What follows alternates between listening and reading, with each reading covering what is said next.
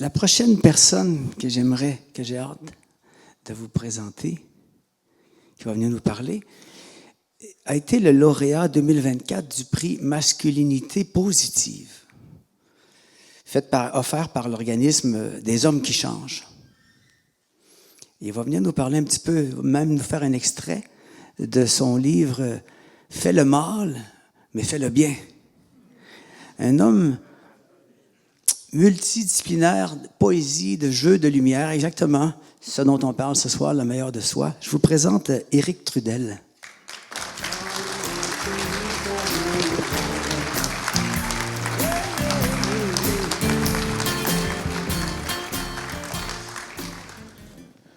Comment te sens-tu? Comment ça va, Éric, que j'ai rencontré aujourd'hui pour la première fois de la vie? Première fois de la vie, ben oui. Toi, c'est la première fois, mais moi, je t'avais déjà rencontré de loin comme ça, là, ici. Moi, j'étais assis dans la salle. L'année passée? Oui, c'est OK. ça. Moi, je suis content de t'entendre. J'ai regardé ce que tu fais, j'ai regardé des slams, parce qu'en plus, Éric fait des slams de poésie profonde, lumineuse. J'ai regardé, puis je suis resté devant l'écran, puis je suis resté devant l'écran. Puis je suis resté. J'étais touché. Je ne sais pas par où commencer. Le meilleur de soi, c'est quoi pour toi, ça, le meilleur de soi? Ben, le meilleur de soi, il y a eu entre autres Daniel qui parlait là, d'accepter de où on en est ici maintenant. Hein. Le meilleur de soi, c'est un peu ça, parce que le meilleur de soi, c'est pas fixe. Hein. Notre meilleur de soi aujourd'hui n'est pas nécessairement le même que demain, même, parce que demain, on peut être dans une moins bonne forme qu'aujourd'hui. Je pense que c'est simplement d'être dans l'acceptation de ce qu'on est ici maintenant, tout en étant dans notre expression le plus possible, dans notre authenticité. Je pense que c'est un peu ça, le meilleur de soi pour moi. Là. Puis même des fois, on a l'impression qu'on n'a pas donné le meilleur de soi, mais si on a été tel qu'on est à ce moment-là, ben, je pense que oui, c'est notre meilleur de soi à ce moment-là. Ça passe par la création pour toi, entre autres? Entre autres, oui, ben oui, c'est ça. Moi, j'ai la chance d'avoir l'élan de l'écriture. Depuis tout adolescent, j'écris. J'ai commencé par la poésie, puis maintenant je fais du slam, j'ai fait de l'humour, je fais de la vidéo. Donc, moi, en fin de compte, tous les outils d'expression, pourvu que je puisse exprimer ce que je vis à l'intérieur, c'est beaucoup ce que moi je ressens que je vais exprimer à travers mes créations. Et tu as croisé Guy dans quel contexte, si tu l'as croisé? Je l'ai croisé à la télévision, d'abord comme de le regarder à l'époque de Jeannette Bertrand. Là, vous allez connaître un peu mon âge. Là. Donc, j'ai connu ça, moi, les rencontres parler pour parler. Mais je l'ai rencontré en personne à un moment donné lors d'un grand rassemblement. Puis on a même fait une impro ensemble, moi et Guy. On avait à ce moment-là, ce soir-là, au grand rassemblement, l'activité, c'était de l'improvisation. Puis on a fait une impro ensemble, puis j'avais super aimé ça. C'était le fun d'être avec lui dans une action particulière qui était de la création, parce qu'on ne savait pas où on s'en allait. Dans une troupe de théâtre ou bien c'était l'improvisation chantée, l'improvisation? Non, c'était de l'improvisation, tu sais, comme la LNI qu'on voit. Oui, là. Des jeux. Oui, c'était vraiment, on avait une thématique, puis on devait faire une impro là-dessus. Ah, super. Ouais. Tu as donc écrit ce livre, « Fais le mal, mais fais le bien ».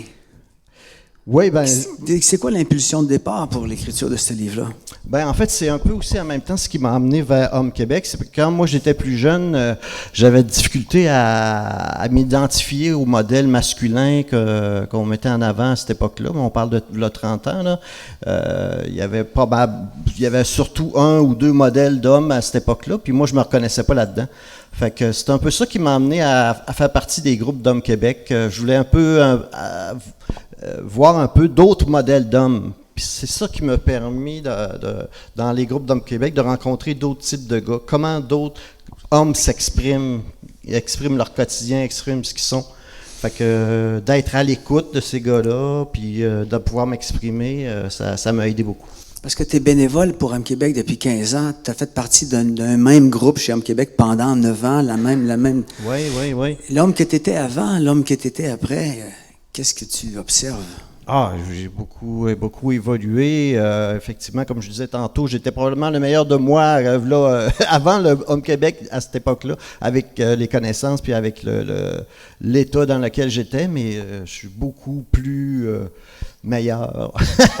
En quoi? Meilleur de moi. En quoi, par exemple? Ben, disons d'être confortable avec ce que je suis, d'être plus dans l'acceptation, comme je parlais tout à l'heure.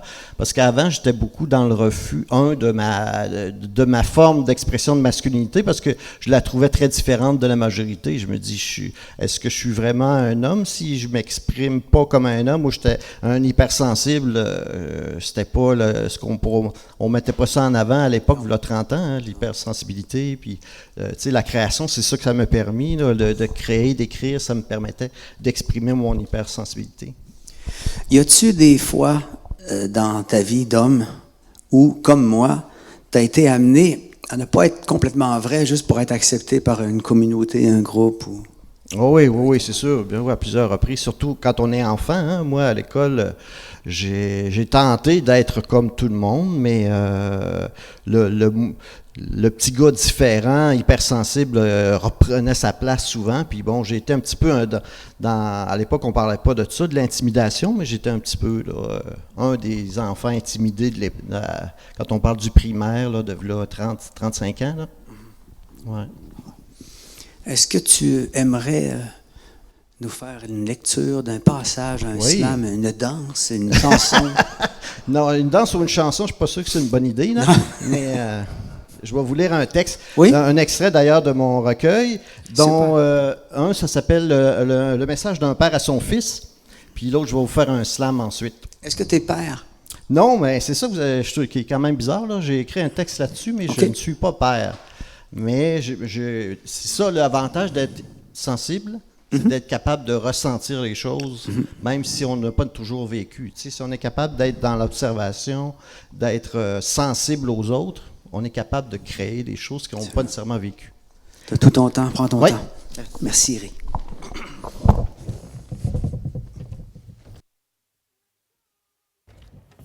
OK, alors comme je vous disais, le texte que je vais vous faire, ça s'appelle Le message d'un père à son fils. Alors peut-être en profiter d'ailleurs tous les messieurs qui sont ici ce soir, d'ailleurs ceux surtout de ma génération, là, 50 ans et plus, prenez le temps de le recevoir, ce texte-là. Peut-être que ça va vous rejoindre, parce que c'est un père qui parle à son fils, qui avait difficulté à exprimer à parler à son fils. Mon cher fils, je t'ai vu faire tes premiers pas, trébucher, avoir mal, te relever, rire et surtout grandir. Maintenant, tu es un homme. De loin, je t'observe, de loin, je t'aime. Cet amour t'a sûrement semblé peu présent et rarement exprimé. Même quand il l'était, trop souvent, c'était de façon maladroite qu'il s'adressait à toi. Lorsque nous étions tout près physiquement l'un de l'autre, je paraissais absent et distant, campé dans de lourds silences qui auraient rendu n'importe quel être mal à l'aise. Pardonne-moi cette maladresse, pardonne-moi mes silences, pardonne-moi mes absences. Des élans de tendresse se sont souvent présentés à mon cœur, mais ils ont été rapidement freinés par cette armure trop lourde que je porte depuis toujours. Derrière ce masque de froideur se cachait la peur de mes propres émotions. Je peux comprendre ton choix d'avoir écourté et d'avoir espacé de plus en plus tes visites. C'est probablement les conventions sociales et la peur du jugement des autres qui t'ont amené à continuer à franchir le seuil de ma porte. Une porte qui était rendue tellement lourde à ouvrir qu'elle restait trop souvent fermée. Et quand elle daignait bien s'ouvrir, c'est sous les graissements intenables des non-dits rouillés par le temps qu'elle s'entr'ouvrait à peine. J'ai toujours cru qu'un cœur de père ne pouvait s'ouvrir totalement à son fils. Toujours cru qu'un père ne pourrait plus être un véritable père s'il se montrait vulnérable. Un père pour moi n'était pas un ami, un confident ou un compagnon de jeu. Un père pour moi était celui qui daigne te reprendre, te sermonner au bon moment, te donner des balises strictes et sévères, te ramener dans le droit chemin. Malgré tes reproches, ta rage et parfois ta haine, j'ai tenu jusqu'au bout ce rôle enseigné par mon propre père. Contrairement à ta croyance, c'est par amour que j'ai agi ainsi. Par amour, j'ai choisi de ne pas montrer le véritable être que je suis. Aujourd'hui, affaibli par la maladie et par le temps qui passe, l'armure que j'ai bâtie est sur le point de s'effondrer. Mais il est trop tard. Tu n'es plus là, fatigué d'attendre enfin l'abaissement de la garde de ce vieux chevalier avare et grincheux.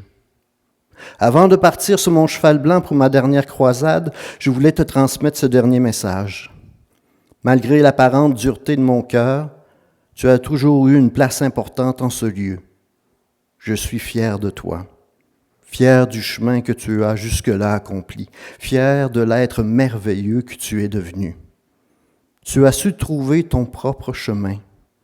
Sois un père aimant pour tes enfants, un père qui accepte de se montrer tel qu'il est, parfois grand et fort, parfois petit et faible. N'attends pas d'eux qui suivent tes traces. Permets-leur de défricher leur propre sentier, même s'ils s'y perdront sûrement. Merci à toi d'avoir été sur mon chemin, de m'avoir affronté sur mon propre territoire, d'avoir refusé ce que je tentais de t'imposer. Dès ton jeune âge, tu remettais en question mes allégations, tu mettais en doute mes théories, tu m'obligeais à t'amener des pseudo-preuves. Avec toi, rien n'était acquis. Il fallait se battre jusqu'à la mort ou s'avouer vaincu. C'est ton opposition qui a eu raison de mes entêtements, qui a fait tomber les premières pierres de ma forteresse. Tu es celui qui m'a enseigné les plus grandes choses. Aujourd'hui, j'en prends conscience. Tu as été mon plus grand adversaire, mais aussi mon plus grand enseignant. Grâce à toi, je pars en paix, soulagé d'un lourd fardeau que je m'étais moi-même imposé. Paix en ton cœur, mon fils. Voilà.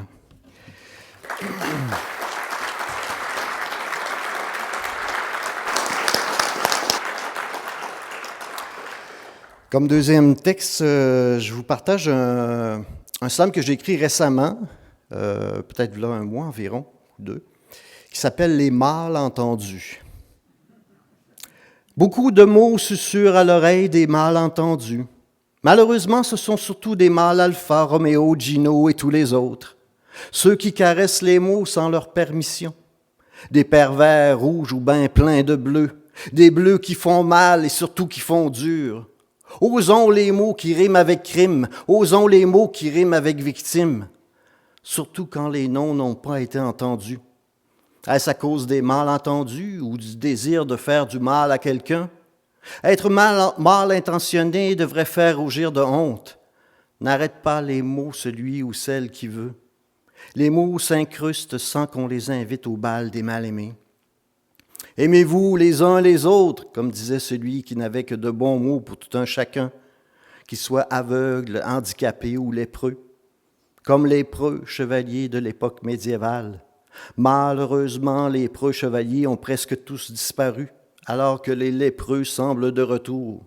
Faudrait être aveugle pour ne pas les voir. Se pavaner devant la juste qui tisse peu de liens pour les retenir, trop peu de mal pris ou de mal engueulés. On a beau dire que ce sont des mâles dans leur peau ou des mâles commodes qui ont mal tourné. Il reste qu'ils ont du mal à faire quelque chose de bien. Si au moins ils faisaient bien le mal, nous les hommes bien ordinaires serions moins nombreux à avoir mal à notre humanité. Un homme averti en vaut deux, alors soyons au moins des hommes de parole lorsque nous sommes témoins de malentendus. Soyons des hommes à tout faire pour que cela ne se reproduise plus. Soyons des hommes de main s'il faut aller jusqu'à mettre son poing sur la table. Soyons des hommes d'honneur si des hommes des cavernes s'attaquent à nos sœurs. Et devenons ainsi de vrais hommes de cœur.